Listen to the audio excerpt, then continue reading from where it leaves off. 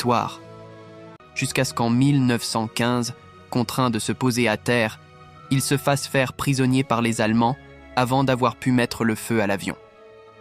L'ennemi ne manquera certainement pas d'inspecter en détail le dispositif, puis de s'en inspirer par la suite.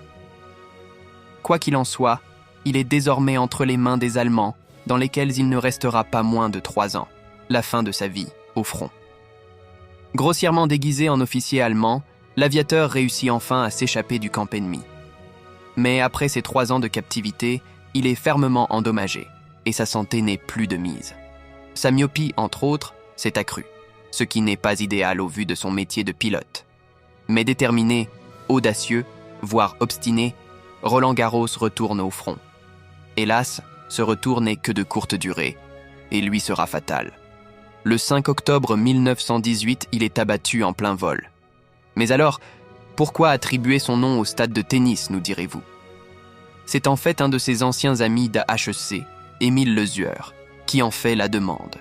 Président du Stade français à l'époque, c'est Roland Garros qui avait, quelques années au préalable, parrainé son ami. En son honneur, Lesueur fait donc demande, 10 ans après son décès, de baptiser le stade Roland Garros. Bien qu'il n'était pas tennisman, ce sont donc son courage, son engagement, mais aussi son inventivité qui lui ont légitimement valu d'offrir son nom à ce grand tournoi. Il avait d'ailleurs à cœur la phrase « La victoire appartient aux plus opiniâtres » qu'il inscrivait sur les hélices de ses avions.